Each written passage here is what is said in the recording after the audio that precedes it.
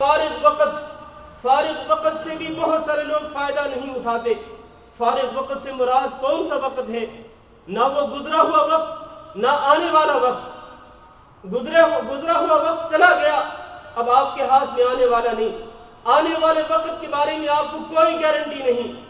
تو یہ فارغ وقت جس سے بہت سارے لوگ فائدہ نہیں اٹھا پاتے، وہ کون سا وقت ہے؟ وہ یہی وقت ہے حال، یہ حالیہ زمانہ، موجودہ زمانہ۔ اس سے بہت سارے لوگ غافل رہتے ہیں اور اس سے فائدہ نہیں اٹھا پاتے۔ میرے عزیز بھائیوں، یہ زمانہ جو ہے حال کا زمانہ، موجودہ زمانہ، یہ ہماری موجودہ زندگی جس میں ہم یہ سانس نکال رہے ہیں، جس میں ہم یہ زندگی بسر کر رہے ہیں، یہ بہت ہی اہم ہے۔ اس کی اہمیت اور قدر و منزلت کو پہچاننا چاہیے۔ یہی وجہ ہے کہ اللہ رب العزت نے اسی زمانے کی قسم اٹھائی۔ اللہ نے قرآن مجید میں ارشاد فرمایا والعصر ان الانسان لفی خسر الا الذین آمنوا وعملوا الصالحات وتواصوا بالحق وتواصوا بالصبر۔ زمانے کی قسم، یہ زمانہ کون سا ہے؟ وہ یہی زمانہ ہے جو ہم گزار رہے ہیں، جو ہر انسان گزارتا ہے، جس میں وہ موجود ہوتا ہے۔ والعصر، اللہ فرماتے ہیں زمانے کی قسم۔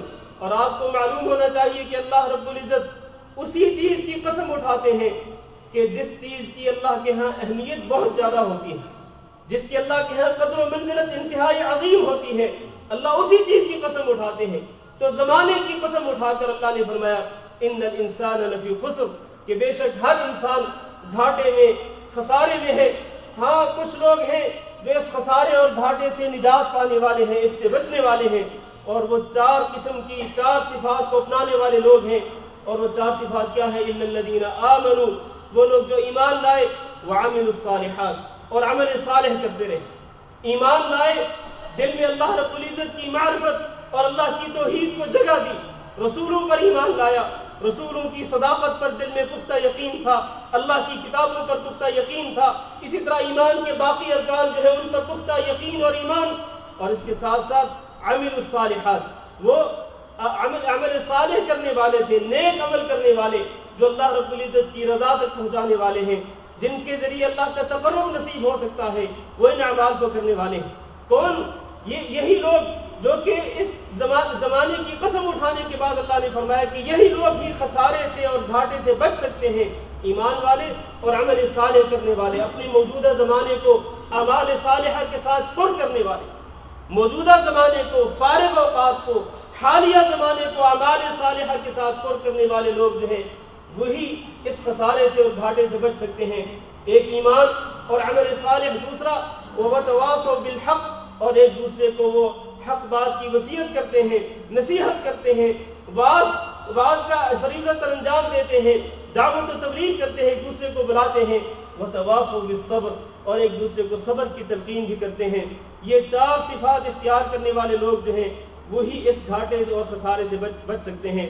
عزیز بھائیوں، اللہ رب العزت نے اس سورت عظیمہ میں، اس عظیم سورت میں اللہ تعالیٰ نے العصر کی، زمانے کی قسم اٹھائی، لہذا ہمیں اس زمانے اور اپنی اس موجودہ زندگی کی اہمیت کو پہچاننا چاہیے، اور اس کو فارغ اور فضول اور حرام کاموں میں، ناجائز کاموں میں ضائع اور برباد نہیں کرنا چاہیے۔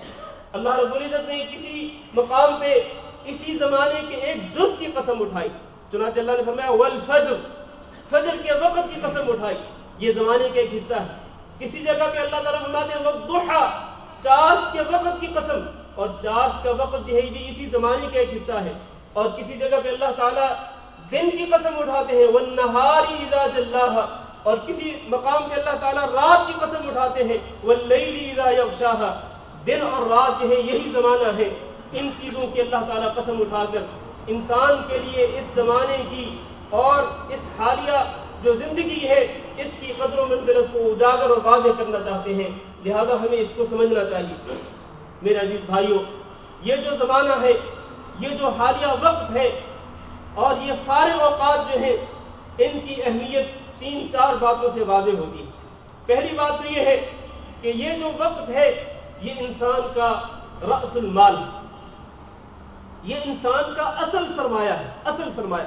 جس طرح انسان کاروبار میں پیسہ لگاتا ہے، کچھ پیسہ ایسا ہوتا ہے کہ جو اس کا اصل مال ہوتا ہے، رأس المال جس کو کہتے ہیں، اصل سرمایہ جس کو کہتے ہیں. اور انسان شاطر قسم کا تاجر اور کاروباری وہ ہوتا ہے جو کم از کم اپنے اس رأس المال کی حفاظت کو اپنے ذمے لے لیتا ہے کہ کم از کم اس رأس المال کی میں نے حفاظت کرنی.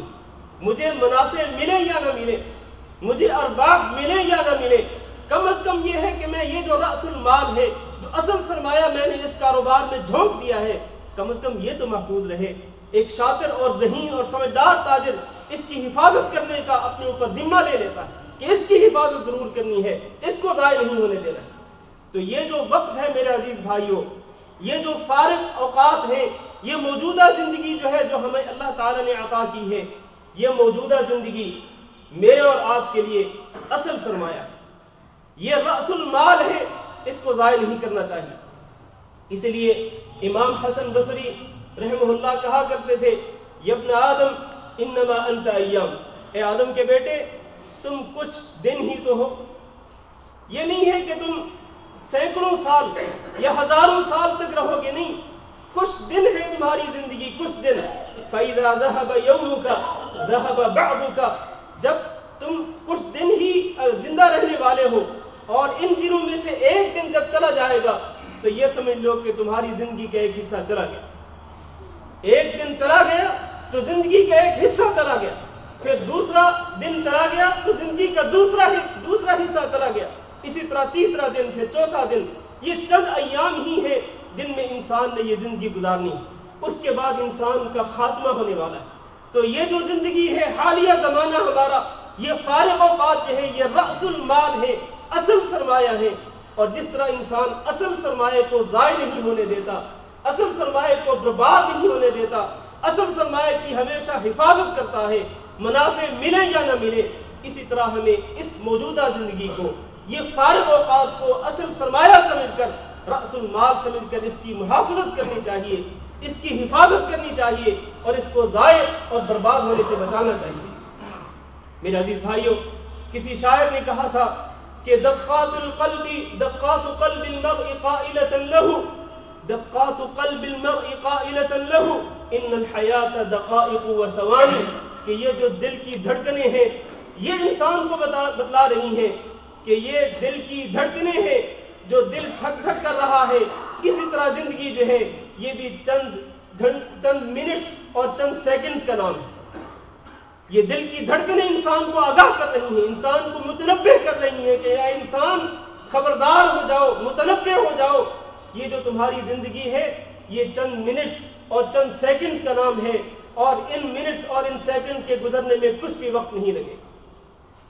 یہ دل کی دھڑکنیں انسان کو متنبہ کر رہی ہیں، لیکن انسان کبھی اس دل کی طرف جھانک کے دیکھے تو تب اس کو تنبیہ ہو نا، تب وہ خبردار ہو، متنبہ ہو.